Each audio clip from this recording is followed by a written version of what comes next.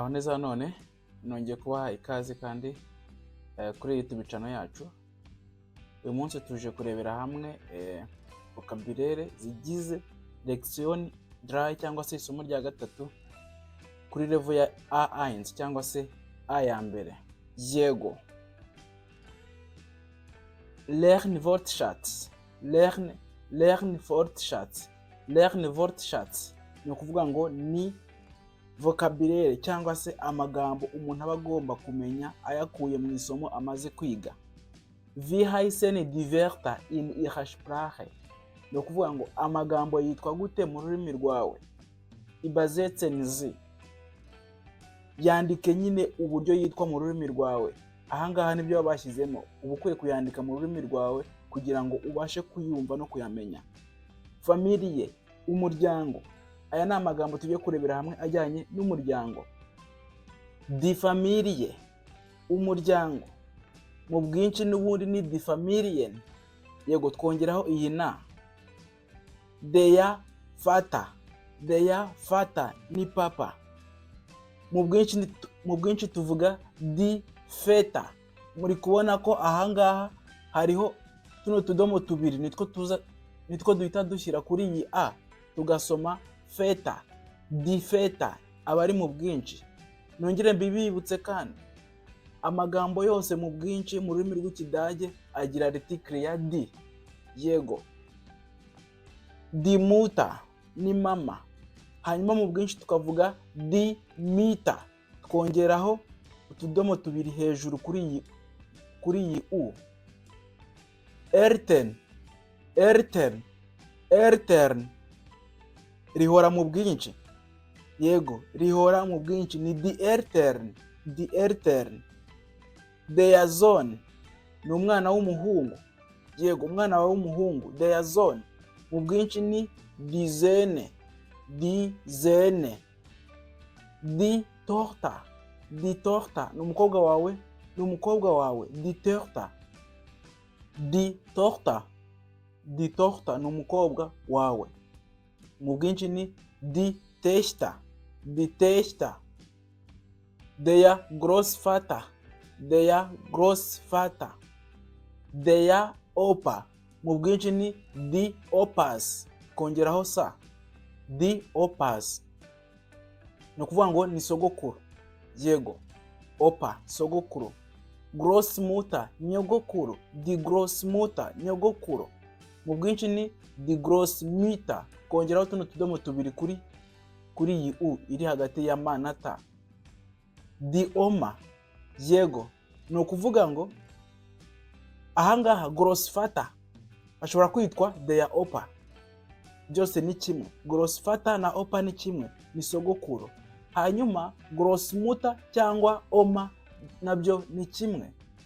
Großeltern ubwo ni bombi ubateranyije, ni nyogokuru na sogokuru. Yego, nibo twita Großeltern. Die Enkelin. Mu bwinshi ni die Enkelinnen. Ni ukuvuga ngo die Enkelin ni umwana w'umukobwa wawe cyangwa w'umuhungu wawe ariko w'igitsina gore. Mane magambo ni umwuzukuru w'umukobwa. Yego, umwuzukuru w'igitsina gore cyangwa se w'umukobwa niwo twita die Enkelin. Hanyuma umwuzukuru w'igitsina gabo tukamwita der Enkel. Yego. Der Bruder ni umuvandimwe. Mu bwinshi tukavuga die Brüder. Die Schwester ni mushiki wawe. Yego, mu bwinshi ni die Schwestern. Geschwister ni abavandimwe, icyo twita siblings mu Cyongereza. Abavandimwe, Geschwister. Utazabyitiranya. Yego, aya magambo abiri akunda gucanga abantu. Schwester ni mushiki wawe. Hanyuma Geschwister ni abavandimwe bawe. Haba harimo ubwo abahungu n'abakobwa byose icyarimwe. Ehemann, der Ehemann ni ukuvuga ngo ni umugabo wawe ariko mu buryo bwemewe n'amategeko. Mu bwinshi ni die Ehemänner. Kongeraho utudomo tubiri kuri iyi a hanyuma tugashyiraho e na r ku musozo tukavuga Männer. Hanyuma Frau, die Frau ni ukuvuga ngo ni umugore wawe ariko mwasezeranye mu buryo bw'amategeko. Mu bwinshi ni die Frauen. Yego, tuze noneho ku magambo agendanye n'indimi. Sprachen. Sprachen ni indimi. Die Sprache. Die Sprache ururimi. Die Sprache ururimi. Mu bwinshi ni die Sprachen indimi. Sprechen ni ukuvuga. Sprechen kuvuga. Uburyo tubitondagura tuzabyiga, ariko hano babahaye urugero du sprichst, spricht. Yego, ni ukuvuga ngo du sprichst uravuga, spricht aravuga. Yego, cyangwa se ari kuvuga cyangwa se uri kuvuga. Yego. Deutsch. Deutsch ni Ikidage. Deutsch Ikidage.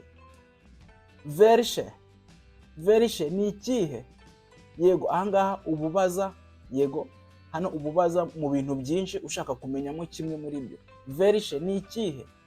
Wie viel bingahe. Wie viele bingahe. Wie viele bingahe. Weitere wichtige Wörter. Andi magambo y'ingenzi. Das Bild. Das Bild ni ifoto.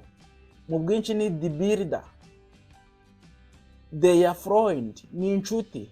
Der Freund ni inshuti. Mu bwinshi ni die Freunde inshuti. Der Kollege. Der Kollege ni ukuvuga ngo ni mugenzi wa mwanya magambo. Der Kollege mu bwinshi ni die Kollegen. Die Kollegen. Die Kollegen ni mu bwinshi. Ni ukuvuga ngo akenshi nk'abantu bakorana cyangwa se bigana bitana gutya. College cyangwa se Kollegen. Yego, bitana gutyo. College y'abantu bakorana bitana abakorege cyangwa se abantu ni kimwe na their partner. Their partner. Their partner ashobora kuba mugenzi wawe cyangwa se uwo mwashakanye. Byose birashoboka. Their partner ashobora kuba umuntu muhuriye mu kintu runaka, murifatanyije ikintu, cyangwa se akaba ari umuntu mwashakanye. Yego. Bisobanuye yego. Nein bisobanuye oya. Doch iri ni ijambo tuzasobanukirwa nyuma, ariko rishobora gusobanura ariko, kimwe na but mu Cyongereza. Tuzabona icyo risobanuye uko tuzagenda turusha kwiga Ikidage. Rikoreshwa mu buryo bwinshi butandukanye. Ambition isobanuye gato. Ambition gato. Bitte iri naryo ni ijambo risobanuye uburyo bwinshi, ariko riba rigaragaza kwinginga. Ni ijambo rikoreshwa rigaragaza amarangamutima yo kwinginga, cyangwa se uri gushimira umuntu, nabwo ushobora kurikoresha mu bundi buryo. Genau ni ijambo naryo risobanura yego, rishobora gusobanura yego cyangwa se cyane rwose bitewe n'uburyo rikoreshejwe.